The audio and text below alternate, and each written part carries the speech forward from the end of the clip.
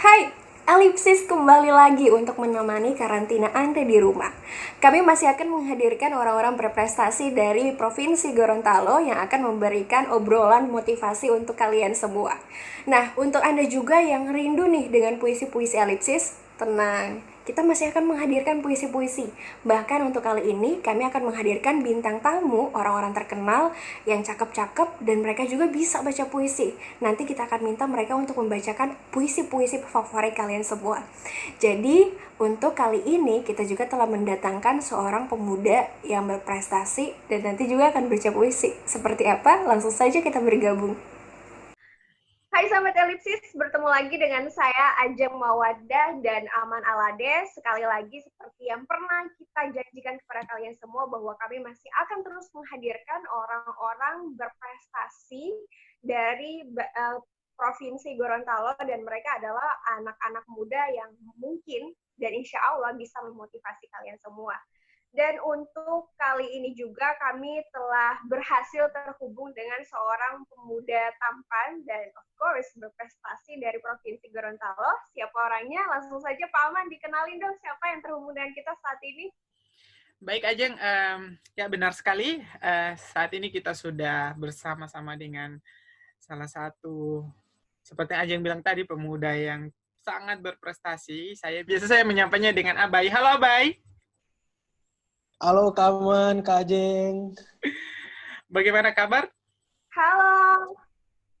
Alhamdulillah baik. Oh, Alhamdulillah di rumah merasa baik.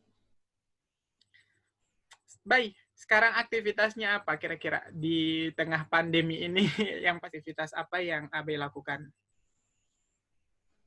Nah jadi selama pandemi ini sebenarnya tough juga sih buat Abai karena Abai itu kan tipikal ekstrovert.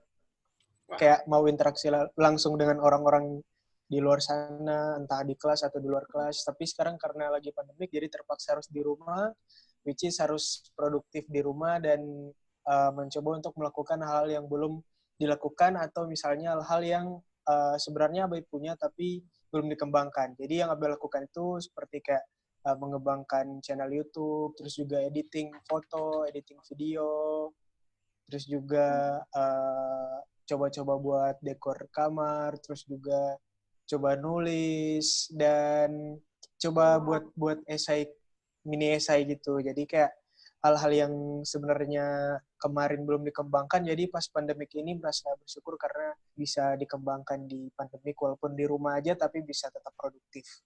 Lakukan hal yang simple tapi bisa insya Allah bisa memberikan sesuatu yang bermanfaat. Jadi untuk teman-teman Elipsis, si Abai ini uh-uh. dia emang lagi coba-coba bikin YouTube, tapi coba-cobanya niat banget loh. Sekarang subscribernya udah lumayan. Abai dikenalin dong alamat YouTube-nya apa sih? Nama YouTube-nya apa? Jadi nama YouTube saya itu Call Me Abai. Jadi Call Me Abai. Bahasa Inggris Call dan Me terus nama aku Abai nama hari-hari. Wah. Ya, silakan di unsubscribe ya teman-teman untuk channel YouTube yang itu.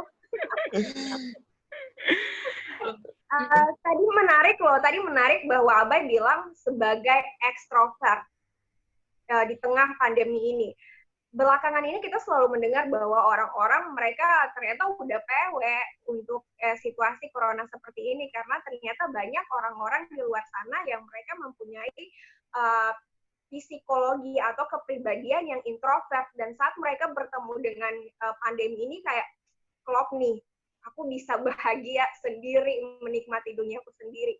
Tapi untuk orang-orang ekstrovert di luar sana mereka bingung nih saat ada pandemi, saat ada corona, mereka kebingungan, aduh gue harus ngapain sih di rumah? Biasanya kan aku ketemu orang-orang, ketemu manusia, terus saat ini ketemu sama kamar aja dengan benda-benda mati lainnya. Itu ngapain sih supaya apa harus dilakukan oleh orang-orang ekstrovert agar mereka tetap bisa menjaga kewarasan di tengah pandemi ini? Bagaimana, Abai? Nah, kalau menurut saya pribadi, karena ya berbicara tentang mental ini juga rada-rada sulit dan tough sedikit, tapi I'll try my best untuk explain it. But, yeah, based on my experience. Jadi kalau misalnya aku pribadi, Kak, sekarang itu karena aku extrovert banget, jadi di rumah itu lebih biasa buat video callan sama teman-teman. Jadi kayak tiap hari pasti ada aja video call, nggak pernah putus tiap hari. Jadi kayak hari ini entah dengan orang yang sama, entah itu dengan orang yang sama ataupun orang yang berbeda. Jadi kayak video call yang pertama tetap menjalin komunikasi yang virtual gitu. Jadi bisa kayak ngelihat, oh teman-teman lagi ngapain gini gitu. Walaupun kayak nggak berinteraksi langsung, tapi itu bisa sedikit membantu, bisa healing mental kita ketika kita ingin bertemu dengan orang di luar sana atau misalnya dengan teman kita. Dan yang kedua, coba untuk melakukan hal-hal yang emang biasa kamu belum melakukan itu, tapi kayak ada di dalam diri kamu. Kalau aku pribadi kemarin kayak, aku kan nggak biasa edit video itu, nggak belum terlalu didalamin, tapi pas di pandemi ini kayak, kayak bagus banget gitu edit video, dan pas udah ngena dan klop lebih mantap lagi. Jadi ngerasa kayak luar biasa pas udah tahu dan bisa improve my skill untuk editing video, terus juga kayak editing foto, terus juga sering ikut seminar-seminar online. Kan kita bisa ketemu lagi dengan orang yang baru. Jadi kayak extrovert itu juga, orang-orang extrovert itu juga punya pemikiran ingin terus memiliki kawan baru. Nah, caranya adalah ikut seminar-seminar online. Itu kan udah banyak banget. Kita bisa ikut seminar online, entah itu via WhatsApp atau via website atau misalnya via Zoom, banyak banget. Gitu sih Kak kalau dari aku pribadi. Jadi yang jelas adalah kita biar nggak terganggu mental, kita harus tetap menjalin komunikasi dengan orang-orang, bagi orang-orang yang ekstrovert.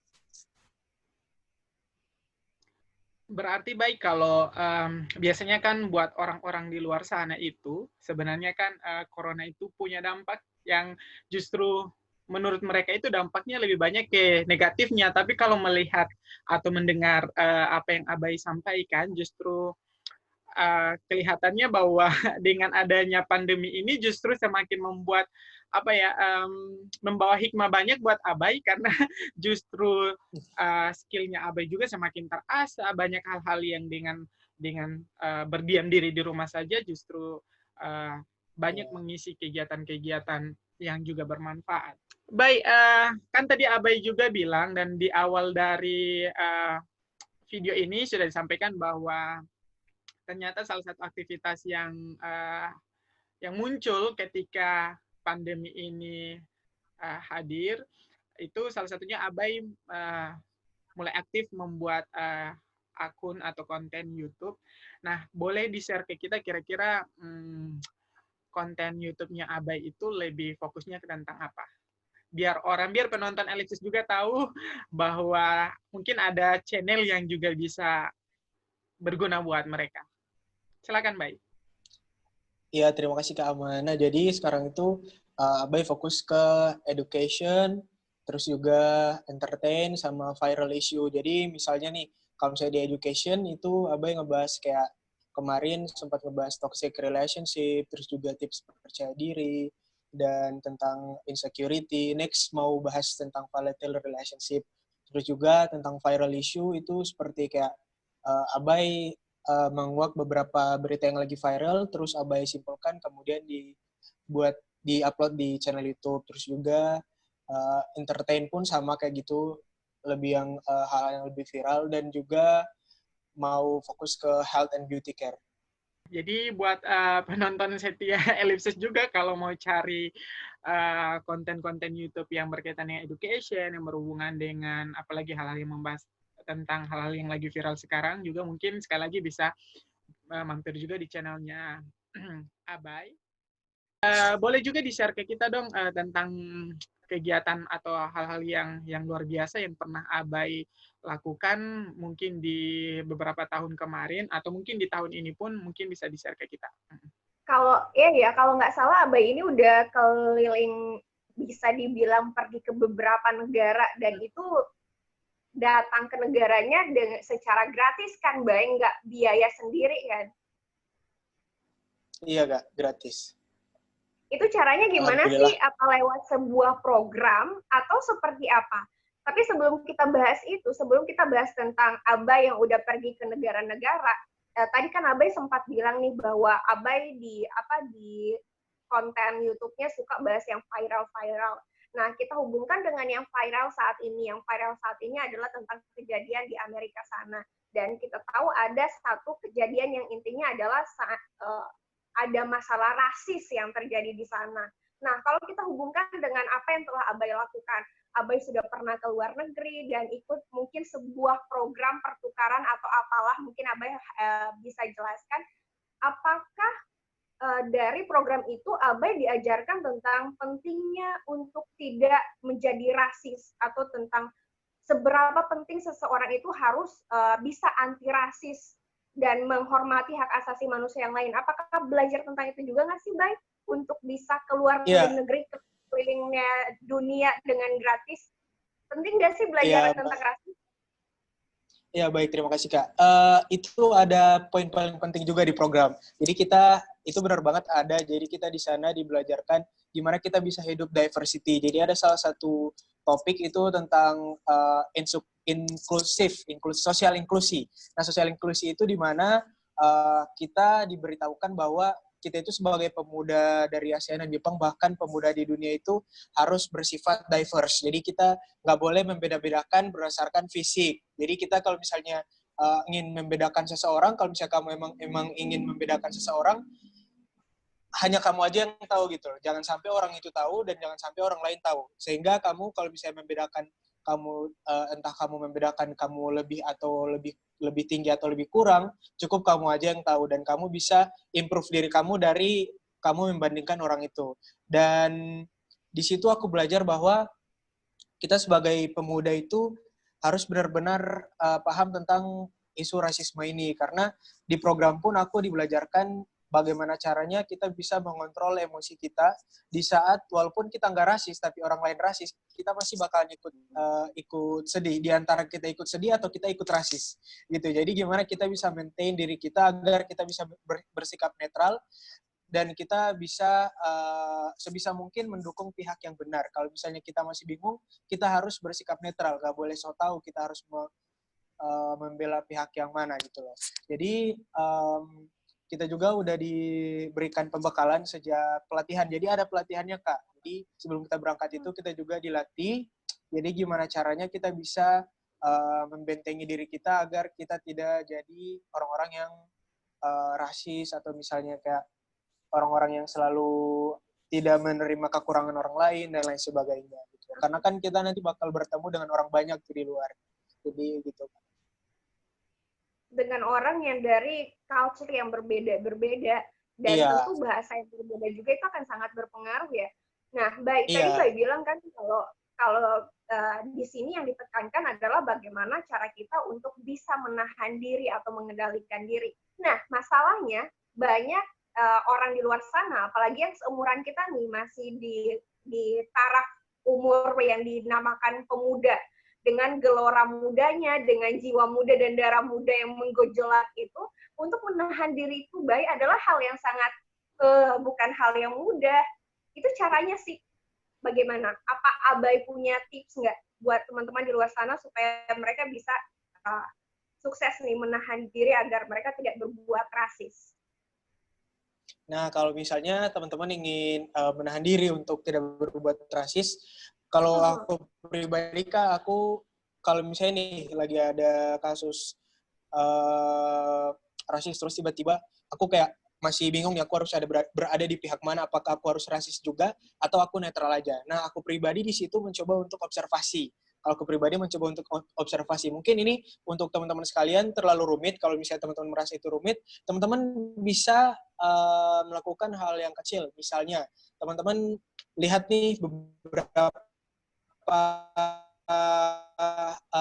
isu atau positivity dari kasus itu dan itu insya Allah bisa memberikan bisa memberikan benefit ke teman-teman sekalian tentang informasi yang baru. Jadi teman-teman tidak akan bersifat rasis kalau misalnya teman-teman udah dapat poin dari rasisme itu seperti apa sih. Jadi intinya adalah coba untuk memahami rasisme itu seperti apa. Nah, di situ teman-teman akan coba untuk membentengi diri teman-teman sekalian gitu. Jadi kalau misalnya teman-teman merasa kayak sulit banget untuk memaksa diri aku untuk tidak rasis. Nah, itu teman-teman berbahaya tuh. Itu udah masuk dalam mental illness. Itu udah masuk dalam mental illness karena mental teman-teman terganggu karena teman-teman ingin rasisme itu ada gitu. Wah, jadi untuk bisa seperti Abai yang bisa lolos dalam satu program yang akhirnya bikin Abai bisa keliling dunia nih dengan gratis, ternyata uh, jadi anti rasis itu adalah hal terpenting yang pertama harus ditanamkan sebelum bisa mengikuti program ini. Bay, bisa diceritain nggak? Itu program apa sih, Bay? Cara masuknya gimana sih? Susah nggak? Nah, jadi itu program dari Kemenpora. Jadi teman-teman sekalian kalau misalnya ingin ikut itu gampang banget karena ini itu diadakan Kemenpora memang khusus untuk pemuda. Dan caranya sih kalau menurut aku Kak, rangkaian seleksinya gampang, cuma tinggal gimana dari diri kita sendiri bisa menyesuaikan dengan apa harapan yang kita inginkan. Jadi kalau misalnya kalian ingin lolos, ya do the best by yourself gitu Jo. Jadi aku nggak mau bilang bahwa seleksi ini susah dan lain sebagainya, enggak. Jadi intinya adalah semua hal itu mudah termasuk seleksi ini. Tinggal bagaimana kalian kalau misalnya kalian punya niat, ya kalian bisa membuat niat itu sebagai apa ya poin untuk mempermudah harapan kalian terwujud gitu loh. Jadi program ini itu Ship for Southeast Asian and Japanese Youth Program. Jadi program yang emang udah ada lama banget dari tahun 1974 Kak. Jadi aku itu kemarin udah angkatan ke-46 untuk Indonesia ya. Dan ini memang benar-benar gratis, luar biasa gratis. Jadi nanti Benar-benar kita bakal gratis. ke... Itu datang ke beberapa negara sih gratisnya itu? Jalan-jalan ke beberapa negara sih, Bay? Nah, jadi gratisnya itu kemarin jalan-jalan dari Indonesia ke Jepang, terus juga habis dari Jepang ke Vietnam, habis dari Vietnam ke Singapura, habis dari Singapura ke Malaysia, terus ke Myanmar. Ke Myanmar dulu, terus ke Malaysia, terus balik lagi ke Jepang. Jadi kurang lebihnya ada 5 negara ya yang didatangi Iya. oleh program ini. Iya, 5 negara. Teman-teman analisis di luar sana, untuk kalian yang mungkin bercita-cita setelah corona mau jalan-jalan ke luar negeri tanpa mengeluarkan uang, namun dapat uang saku, ayo merapat. Ini kita lagi bahas nih cara paling jitu untuk daya jalan-jalan ke luar negeri tanpa harus mengeluarkan uang sepeser pun. Bener kan, Bay? Jadi keluar saat masuk program ini kita memang dibiayai 100% atau seperti apa? Ya, iya Kak, benar banget. Kalau misalnya kita udah kayak menginjakan kaki di Jakarta itu emang udah free, atau kita udah ke Jepang itu udah free banget. Jadi kita nggak perlu mikirin makanan, mikirin baju apa yang akan kita bahkan Kak baju aja itu gratis Kak. Baju yang apa yang kita pakai itu gratis. Jadi apalagi batik tuh bakal panen batik banyak banget kalau misalnya baru pulang dari program ini. Jadi mungkin yang dibayar itu apa ya? Mungkin lebih ke berkas kalau masih di Gorontalo Kak, kayak mau fotokopi gitu-gitu aja sih, buat fotokopi, terus juga buat paspor. Kalau visa itu udah dibayar. Nah, biasanya paspor itu juga dibayar.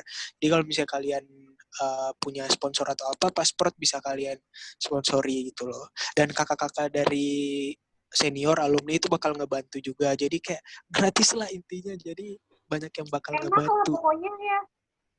Iya. Tapi aku percaya sih, Bay, untuk dapat kenikmatan sebesar itu tentu kita harus melewati proses yang lumayan besar juga, yang tidak main-main juga. Bener banget Kak. Untuk masuk di situ, Bay, cara proses masuknya seperti apa? Berapa tahap seleksi sih, dan seleksi apa yang menurut Abai adalah yang paling luar biasa nih, paling agak sulit dari yang lain-lain? Nah, sahabat Elipsis perlu tahu bahwa saya juga pernah gagal ikut seleksi ini. Jadi di 2018 itu saya gagal, Kak. Berarti Jadi ini yang bahkan sudah saya kedua? nggak sampai...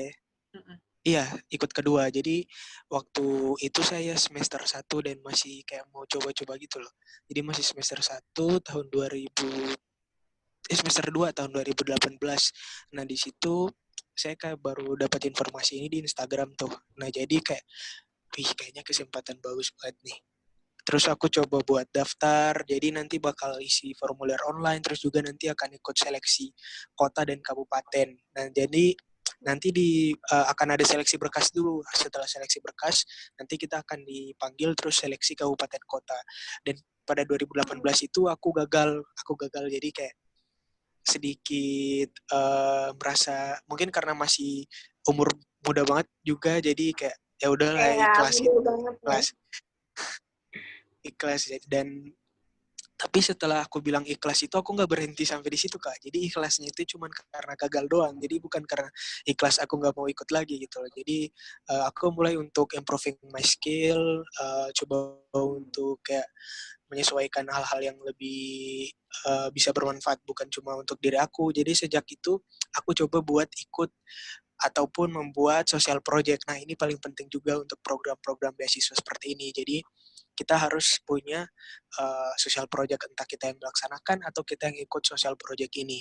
Dan aku pribadi itu sudah memulai social project dari 2017 dan 2018 sampai 2019 kemarin. Aku alhamdulillah bisa sebelum ikut seleksinya bisa membuat beberapa social project dan ya insya Allah ini juga bisa berlanjut terus. Dan untuk setelah dari ikut seleksi kota kabupaten, kabupaten kota nanti kita akan diseleksi lagi di provinsi. Jadi di provinsi itu tahapnya lebih sulit lagi. Kalau misalnya di kabupaten kota mungkin lebih ke wawancara aja, tapi kalau di provinsi nanti selain wawancara juga akan ada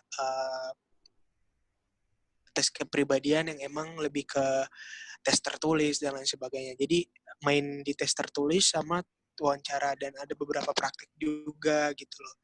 Entah dari mengecek kebugaran kita, fitnya kita atau enggak. Karena kan nanti bakal pergi ke luar negeri, which is ini itu benar-benar concern terhadap kesehatan kita. Jadi kalau misalnya kita nggak sehat, ya bikin malu Indonesia dong ya gitu loh. Jadi harus benar-benar menjaga kesehatan juga. Dan untuk teman-teman semua juga kalau misalnya ingin ikut banget, teman-teman coba belajar beberapa isu nasional dan juga isu internasional. Nah, jadi biasa itu bakal dibahas di seleksi, gengs. Jadi kalau misalnya teman-teman sahabat Elipsis memang benar-benar ingin ikut, coba dari sekarang bahas isu-isu nasional sama internasional. Nanti bakal ada pos kebahasaan, pos kepemudaan, terus juga pos bahari, terus juga ada pos tentang kepribadian, terus juga ada pos public speaking juga paling penting tuh, public speaking. Gitu sih, Kak. Baik, tadi kan Abai sudah membahas juga terkait bagaimana persiapan yang Abai hadapi, terus juga dengan seperti apa proses seleksinya. Tapi yang bikin saya penasaran, itu kira-kira Abai sudah bisa mengalahkan berapa banyak pesaing pada sehingga bisa Abai lah yang terpilih untuk saat itu. Ya, jadi alhamdulillah rezeki mungkin ya. Jadi kemarin itu sempat ada beberapa orang-orang, sebenarnya Abai juga nggak berharap jadi yang terpilih. Tapi karena rezeki mungkin ya, karena pada saat H-1 terkumpul dari masing-masing kabupaten kota, Abai kayak melihat, widih, orang-orang hebat semua ini, ada yang udah S1, ada yang udah mau dan lain sebagainya, dan bahkan orang-orang yang emang udah kayak udahlah tempatnya gitu loh. Tapi kan mungkin karena rezeki juga, jadi Abai kayak pas hari kedua itu udah mulai masukin ke pikiran, mulai sugesti diri, oh pasti aku insya Allah akan terpilih, do the best. Jadi kayak aku coba buat nggak jatuhin mental aku sendiri, Kak. Jadi kayak coba lagi buat memberikan versi terbaik dari diri aku, nggak boleh sampai aku menyembunyikan sesuatu yang aku miliki, dan insya Allah itu bisa menjadi poin penting bagi aku dan bisa bermanfaat juga gitu loh. Jadi aku sampai sekarang pun gak percaya aku yang terpilih, Kak. Jadi mungkin karena rezeki dan ada beberapa poin penting dari panitia, karena aku sadar dan percaya bahwa panitia telah melakukan yang terbaik dalam menyeleksi orang-orang hebat ini, orang-orang hebat di Gorontalo khususnya, terus di PCMI dan juga KKPN. Jadi kayak aku serahkan semua ke panitia dan Allah, jadi alhamdulillah aku yang terpilih gitu loh. Jadi ada kurang lebih 40-an, Kak, 40-an peserta. Wah, jadi harus bersaing dengan 40 peserta lain untuk bisa dapat jalan-jalan gratis nih ke luar negeri. Itu setelah ke luar negerinya ngapain sih di sana, Bay? Apakah apa yang dipelajari di saat masih di Gorontalo atau masih saat seleksi, wawasan-wawasan yang ditanyakan saat wawancara itu, apakah terpakai memang saat perlombaan di luar negeri? Atau apa sih sebenarnya dilakukan di luar negeri sana? Hanya jalan-jalan doang atau ada lomba-lomba? Gimana sih, Bay?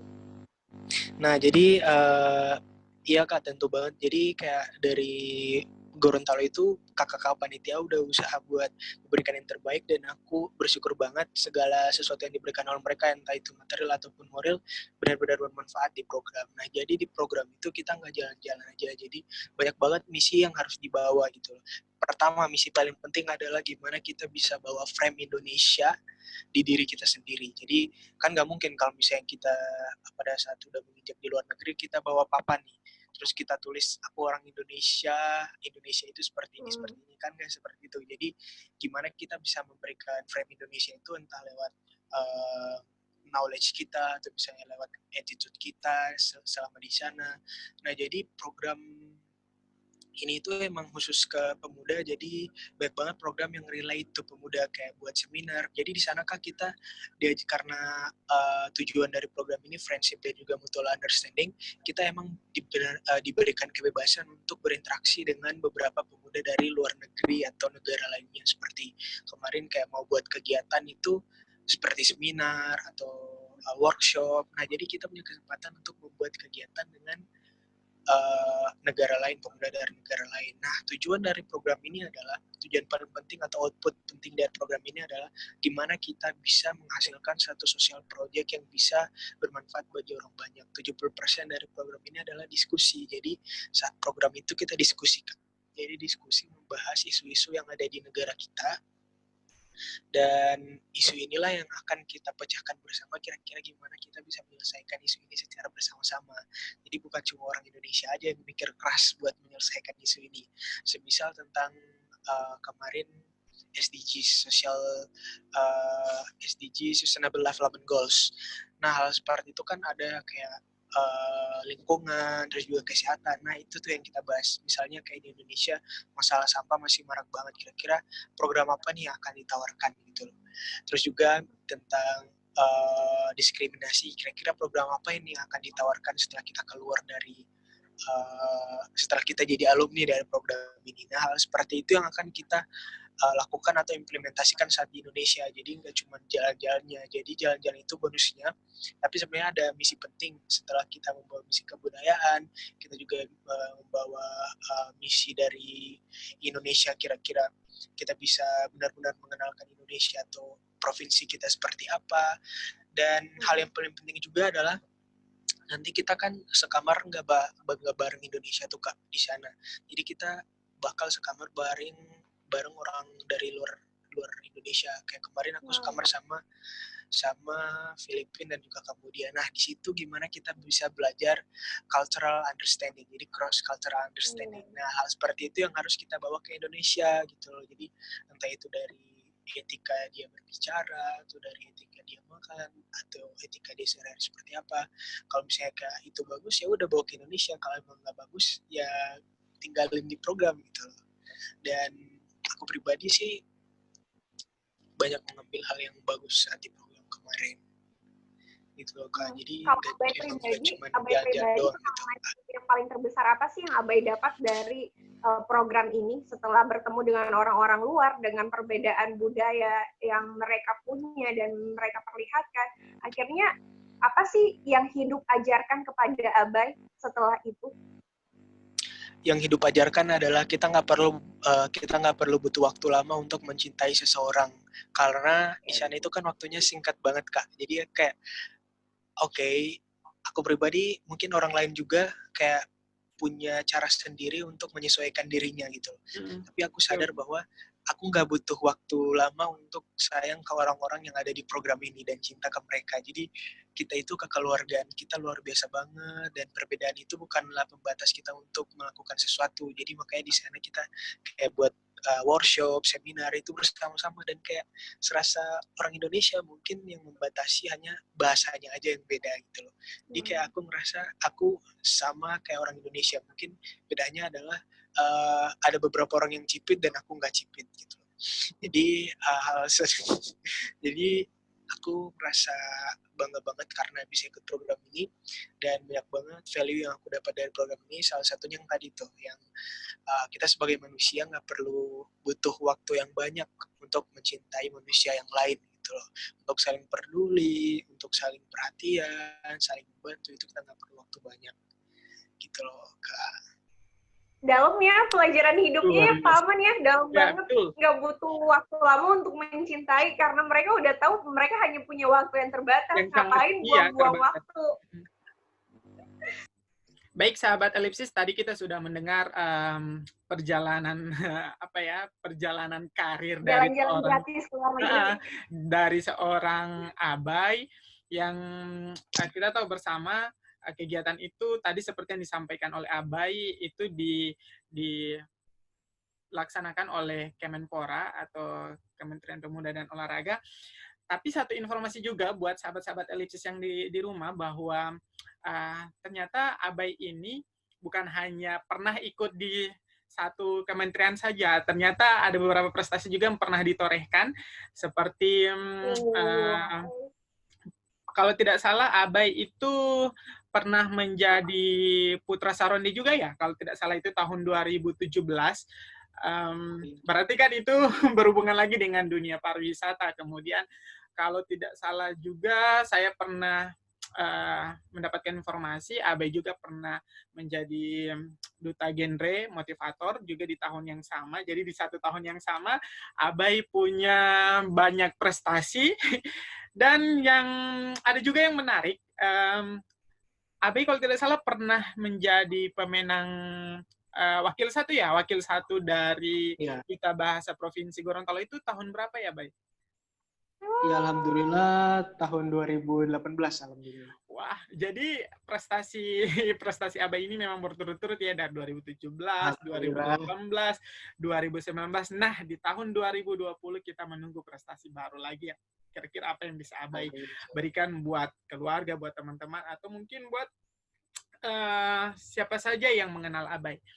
Baik, Bay, ini kan tadi kita sudah juga membahas sosok Abai yang kelihatannya memang bukan hanya sekadar omongan saja bahwa Abai itu adalah seorang yang berprestasi.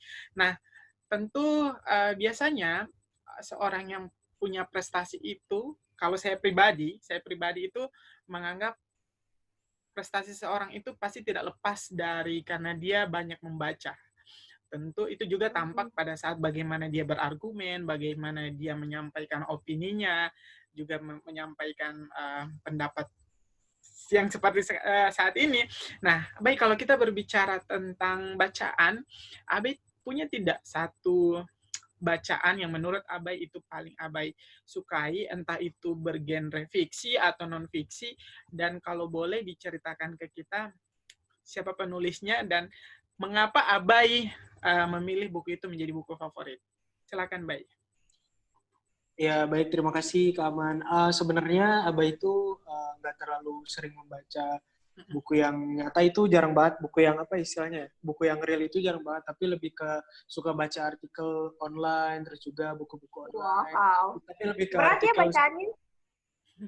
Jadi lebih ke artikel, terus juga habis artikel riddle gitu-gitu, Kak. Jadi penyesuaian diri dengan literasi agar nggak tenggelam juga di literasi. Jadi coba buat karena bukan nggak terlalu tertarik, tapi kayak minat untuk membaca buku yang dipegang secara langsung itu menurut Abai akan muncul rasa malas kalau Abai pribadi gitu. Jadi Abai lebih sering membaca artikel online. Tapi kalau misalnya buku baru-baru ini yang dibaca itu Yakuza, itu dikasih sama senior aku dan senior di KKPN dikasih, dan buku itu menceritakan tentang seseorang remaja yang hidup di geng di Jepang. Jadi kan di Jepang itu kayak ada hidup geng-gengan gitu namanya Yakuza.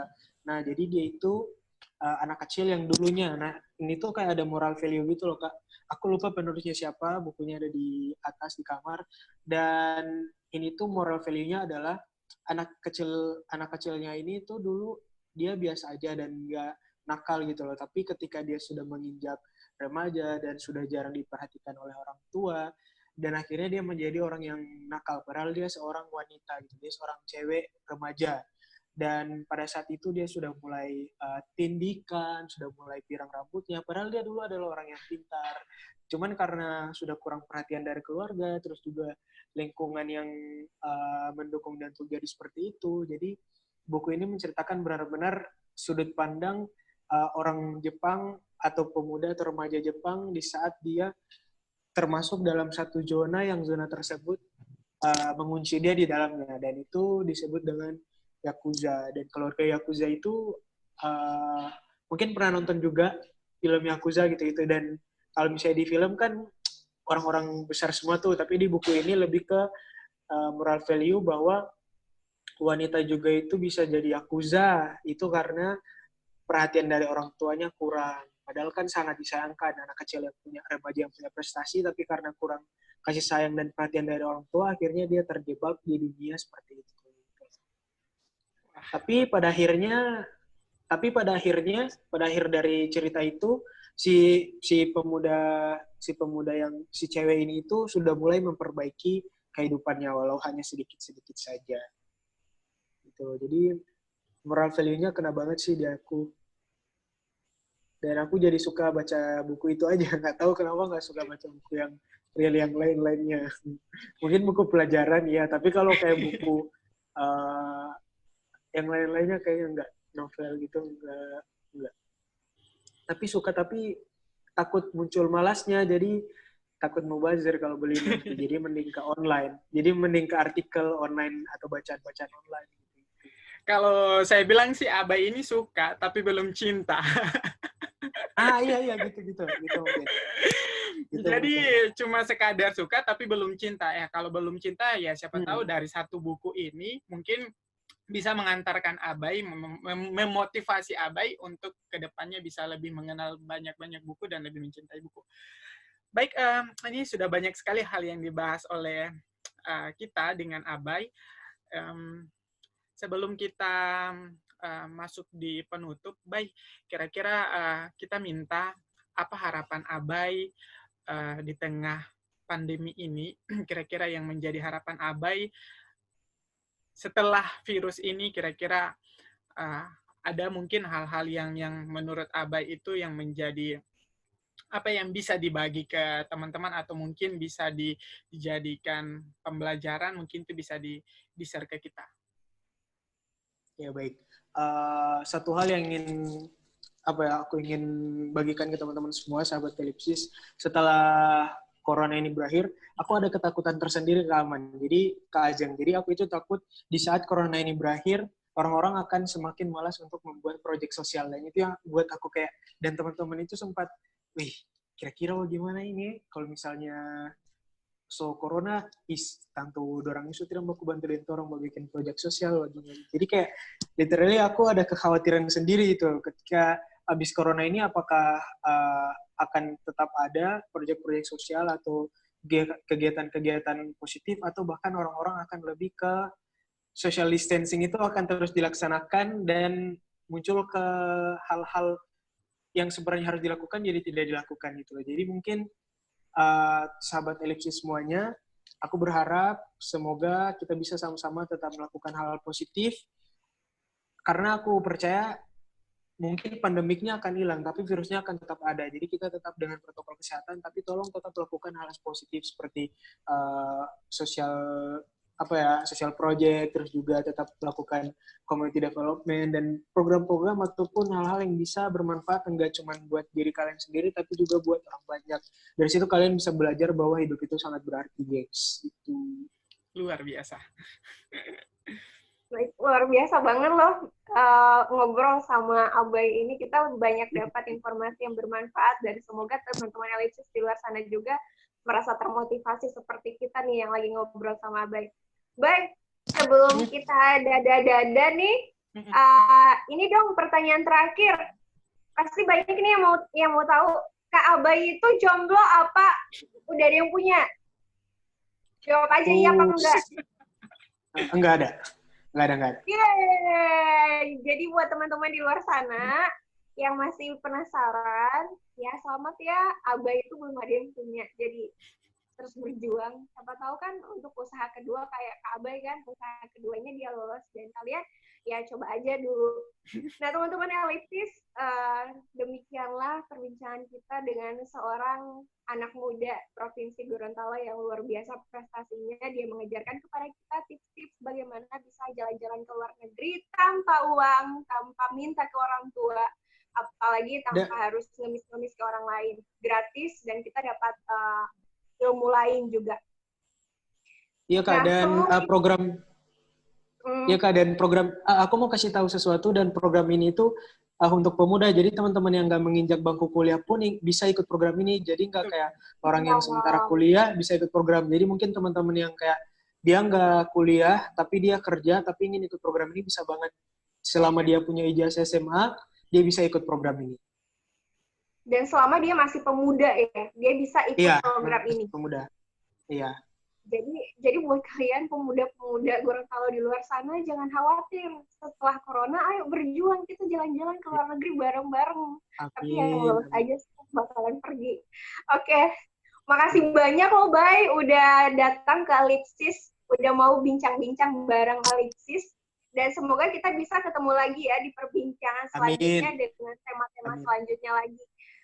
Namun, sahabat Elipsis, seperti yang kita tahu bahwa Elipsis itu adalah konten yang paling terkenal dengan puisi-puisinya. Nah, kapan lagi kalian bisa mendengar seorang yang kalian gemari membacakan puisi untuk kalian? Dan kali ini, untuk penutup kita nanti, Abai akan membacakan sebuah puisi yang sangat indah dari penyair yang sangat saya kagumi, Acep Zamzam Nur.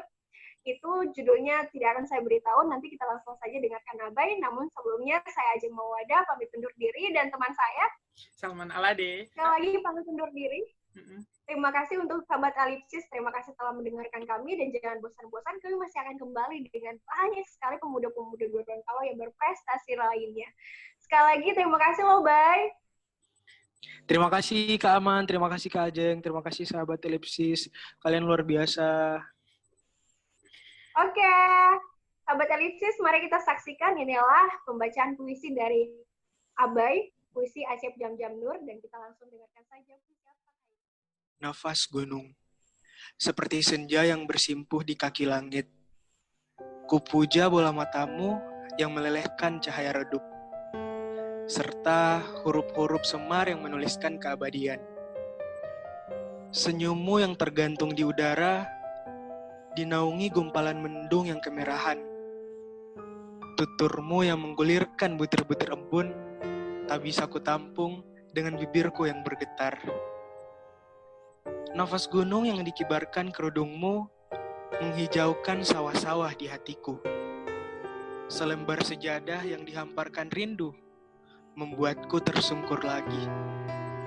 Kuhirup wangi tanah, kucium akar rumputan yang dingin batu.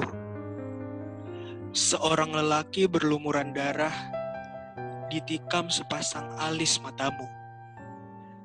Tariklah sedikit ujung kerudungmu, dini agar langit menampakkan rahasia keindahannya pada bumi. Parasmu yang dipantulkan sinar bulan dengan bulu-bulu halusnya yang tersapu tiupan angin, seakan menyibakkan yang selama ini tertutupi. Itulah sebabnya aku memuja bola matamu, seperti 1000 laron mengerumuni satu-satunya nyala.